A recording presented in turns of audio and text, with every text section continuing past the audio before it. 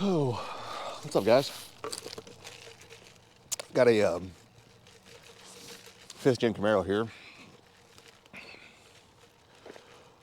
Looks pretty basic. Hell, you even look under the hood, it looks pretty basic too.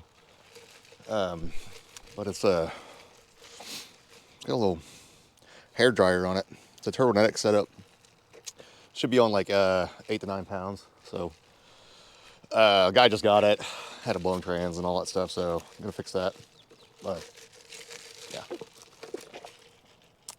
pretty neat little setup though. So let's download the tune, get started on it, see what's in it, see what kind of surprises we see. I don't even know if it has a wideband on it, but it does have a bung in case I need to put a wideband on it. Not a big deal. So let's get this tune downloaded. I had to show this. Never seen that on a 5th gen before. I don't know what that is. Kind of neat. It's not voltage, but I do like the placement of it. If that was like an air fuel gauge, that'd be cool. It might be. I have no clue what it is. All right, gonna download the tune. All right, so just download the tune and let's kind of peek at it. So all the green is what they have changed. I'm comparing it with a 2010, the stock tune right here. So of course they have it in mass airflow sensor only. It's not even 2-bar. Like, if you're gonna do boosted stuff, do 2-bar on this stuff. Like, this is not gonna work really good. So we're gonna need to put a 2-bar map sensor in this thing if I can find one. They changed the electronic throttle. Yeah, they changed that. The spark table cracks me up. Looks pretty good, doesn't it? So the stock one's right there. So they took out a little timing right here and then added timing right here, and that's all they did to it. This is a pump gas tune too. So, I mean, you can see the difference. That's all they did to it. And then they copied that table and just pasted it over here. So you can see that. Like, don't do that. God, don't do that stuff. And then they added a bunch of timing right here. It means they couldn't get it to idle real good. Base spark, zeroed that out. I mean, it's a mess. Yeah, the fueling, like I said, the power enrich, it's just, they raped it. It's just not a good setup here. So we're going to get this thing fixed up. I'm going to see if I can find a 2-bar map locally, and then I'm going to swap it out and we're going to run speed density. So yeah, don't just run MAF only on these. Like, that's stupid. Please stop doing that. Just tune the volumetric efficiency table like a real tuner. And don't run that much damn timing on a boosted vehicle. So stupid. So I found a map sensor. I'm going to go get it. It is a ZL1 map sensor. It'll work. I'm just going to scale it accordingly. We're not going past like 8 pounds anyway. But I like to do speed density just because it has a power enrichment. And then there's a boost setting too. So we're going to do that. He's just running pump gas in this thing. So we're going to turn the timing way down. I don't think he even knows what cam's in this thing. It's got some pretty high injectors in it. Man, I'm like belching. So what I'm doing right now is turning it back to blended, tune it blended on 1 bar. And then I'm actually going to drive to the auto parts store right now. It's about a couple miles away. I'm going to go buy that map sensor, swap it in their parking lot, do the OS swap in the parking lot, and just transfer all of my tables that I've tuned already over to the 2-bar thing. So we're not fighting it as much. And then we'll go from there. So let's see what else I got turned off in this thing. I'm really just going to the tune right now and just fixing all these screw ups. This is funny. They have P101, 102, and 103 all mill and first error. And then the check engine light is turned off, but they have the airflow at 15,000. Okay. But they have it in MAF only mode. Like the dynamic airflow is like 400 RPM. Like, why in the hell would you do that? This is somebody who didn't know what the hell they were doing, like straight up. So I'm going to turn this all back to normal.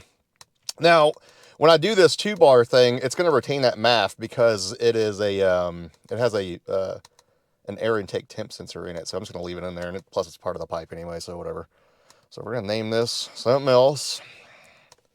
We're going to flash it, log it, and then let's go pick up that, All right, we're on the move now, like 15 minutes later. It wouldn't idle. It was going to like reduce power and stuff, so I got to figure that out. I think it's a ground issue on where the starter is. So I was reverting all the transmission stuff back to pretty much stock. Man, they cranked the pressure way up on it, and it was all messed up. So I'm just gonna start stock with it and just work my way backwards, because again, I don't know what the hell they were doing. It's probably why the transmission burned up in the first place. So we got it then blended. Seems like it's running pretty good. It's a little lean right there, but it went to reduce power again. That's good. Might be a throttle body issue. ECM processor or something. Clear. Maybe that's why they were killing the throttle or something. I don't know. They changed a bunch of the voltage on the throttle, so let's see what happens. So I got a feeling that this thing's gonna turn into an all-day ordeal. It's gonna be one of those. So I made it about 2 miles down the road. I pulled over because I kept going in a limp mode, and I was like, what the hell? So I reverted back to the as found, and now the RPM gauge doesn't work, and there's like a stability light on, and it's throwing a crank code, and yeah. See, I got a lot of people ask me, hey man, where do I learn how to tune at and stuff? I'm like, well, here's what you do. Go out there and do it, and you run across problems.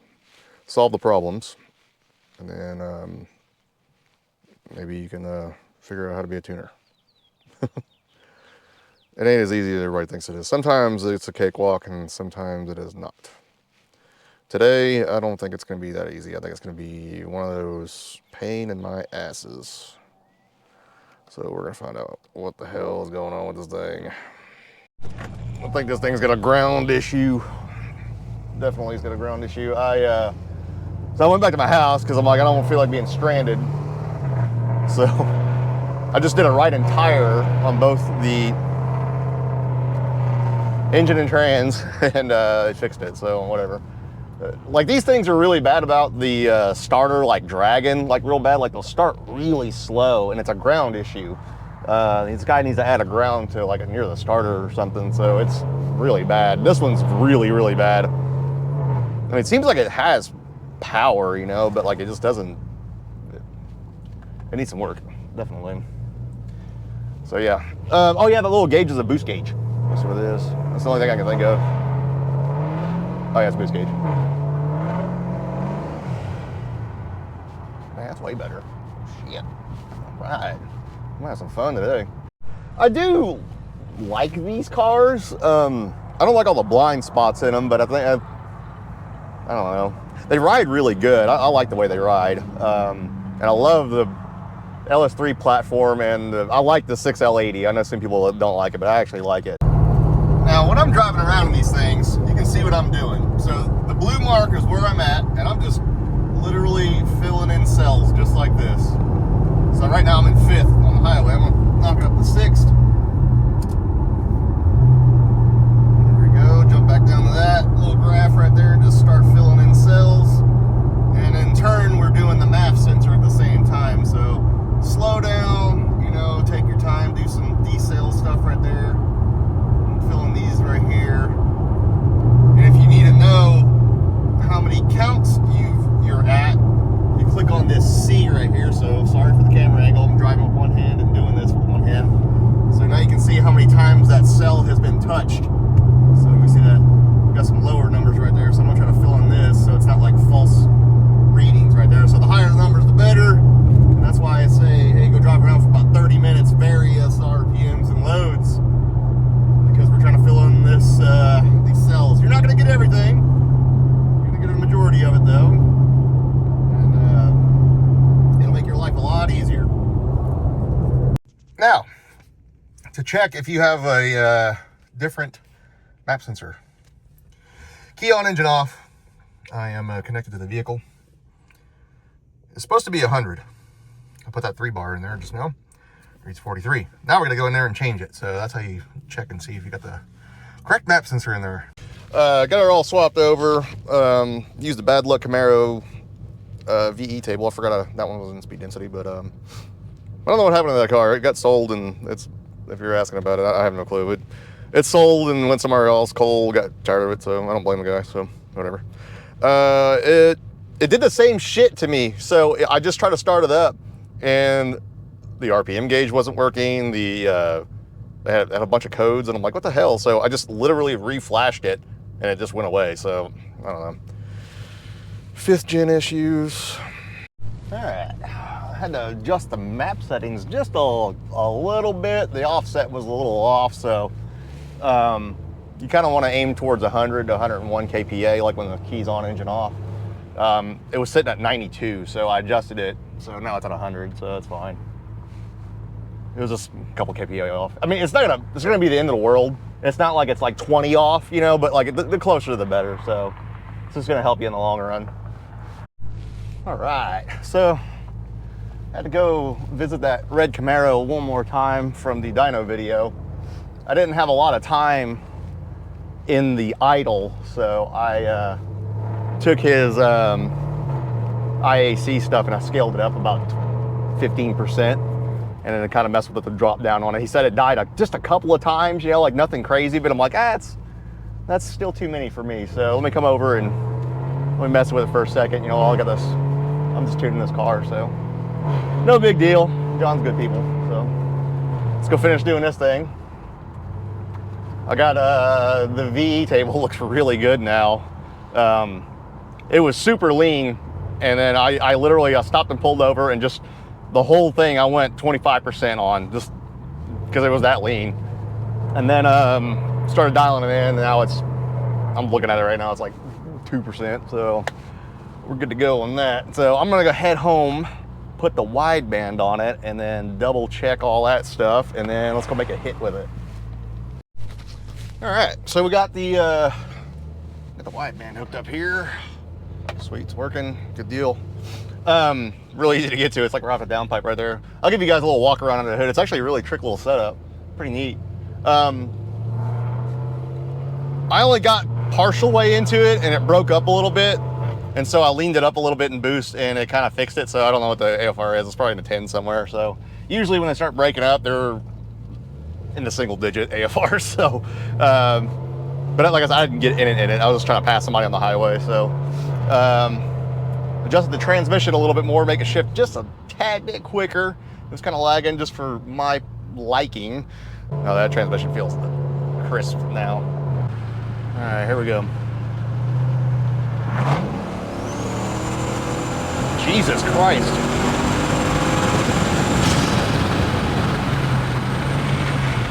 God damn. This thing moves. Man, that thing lit off really fast. I mean, I'm pretty impressed. It looks like it did a 160 kPa, so that's like 9 to 10 pounds of boost, somewhere around there. So it's cooking. It was a little lean on tip in, but like towards the top, it was totally fine. It went like an 11 to 8 air fuel, like right on tip in, but it immediately like cleared itself up. So I'll probably just add a little bit of fuel like down, like right on that tip in, and then I'm gonna call it good. It looked like it picked up a degree or two of knock, a degree. So we're gonna look at that and see where it got a little knock at. If it's like nothing crazy, I'll probably just take that degree out and leave it alone. But it looks fine. This thing scoots really well. Like it, dude, that, I like that. It ain't the fastest thing in the world, but dude, it's quick. I mean, this is, yeah. So I was looking at that here, like it's a Turbonetics kit, 15193. It is a 76 millimeter ceramic ball bearing turbo. It's got an intercooler. It's got a dual 35 millimeter wastegates on it. So perfect for low boost. Really, really nice kit. I want to say that kit was like $7,000 new. So I like it, but it ain't too big and it ain't too small. It's like just perfect, dude. I mean, it lit off really, really fast. So we're gonna pull over up here and look at this data log. All right, so looking at the knock table right here. Let's see, spark knock, very little, looks like tip in. So I'm gonna just add that fuel like I said I was gonna do. And so we're gonna look at our little pool right here, see what we did. Press play, do it in real time here. There we go, full throttle. Yeah, those tip in. And that was when it was lean. So what I'm probably gonna do is just add some fuel right there And like I said, you can see this thing, it moves pretty damn good. This is in kilometers an hour too, don't believe that. Yeah, it moves pretty good. So shifts right on point. That's exactly where I want it to shift at. Injector duty cycle is real nice. So I think we're gonna call this one a win. I'm gonna adjust that fueling a little bit. I'll probably just take out a degree just to be safe, and then just kind of dial in the rest of the fueling table. I think it's pretty damn close, honestly. Otherwise, I wouldn't have made a pull, really. So yeah, I mean, it's like I just started recording, so it's going to pick up a bunch of weird stuff, but I still need to dial in all this. So I'm going to go drive it around for about 30 more minutes. Again, this is a 6-minute log, so don't really give this no mind, because I didn't have that many cell hits. So that's what I was explaining earlier about the cell hits. You're going to get a bunch of false readings. So yeah, just go drive it around for a little while. Like you can see, let's see, pay attention to that one right there. 30 cell hits. Yeah, yeah. And then look at this one right here. It's a lot closer. So yeah, just don't believe this right when you start seeing these numbers. Let it kind of do its thing. Now, looking at his injector duty cycle, it's at like 60%, which is still very, very safe, and it's not optimal either. Like optimal to me would be like 75, 80, 85%, somewhere around there. You get a nice good spray pattern out of it. It's actually utilizing all the injector. He's got some room for E. Now, this is a returnless system too, so he may not have room for E. So he's got a booster pump and stuff back there in the back. I'm not gonna mess with any of that stuff. I mean, it's working really well, so I'm not gonna even dick with it. But he may have some room for E. If I were to do it, I would do like a dual 450 pump with a return system on it, and then do a nice, just a E85 sensor.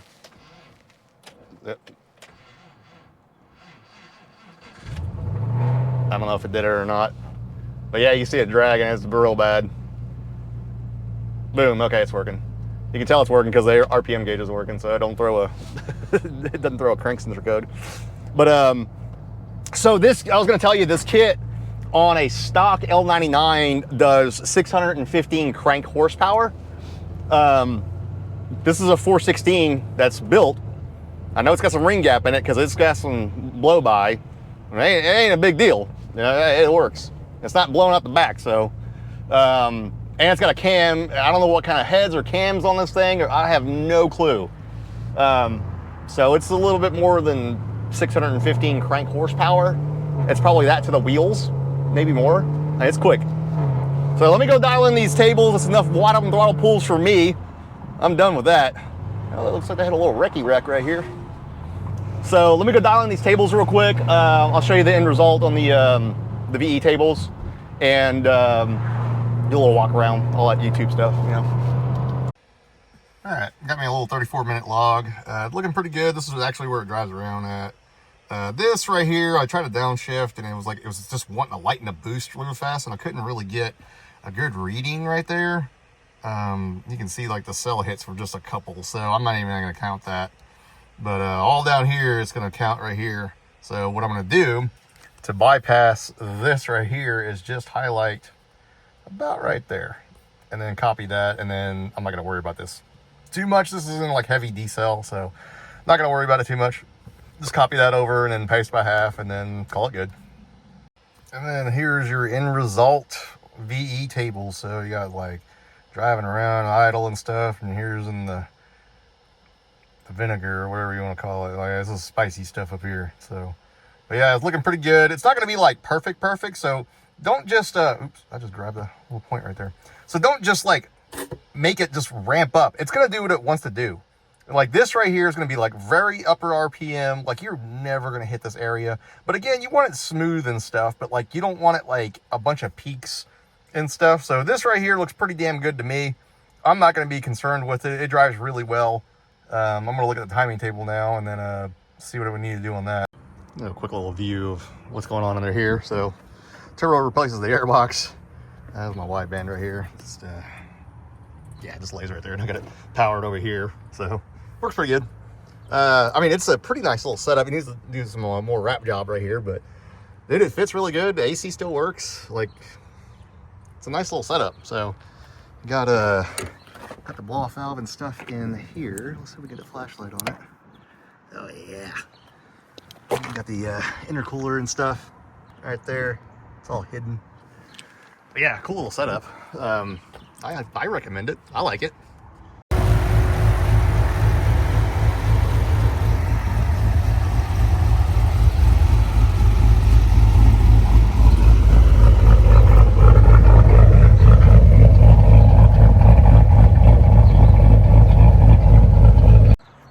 That's gonna do it for this one, guys. Make sure you like and subscribe, do all that YouTuber stuff. Catch you guys in the next one.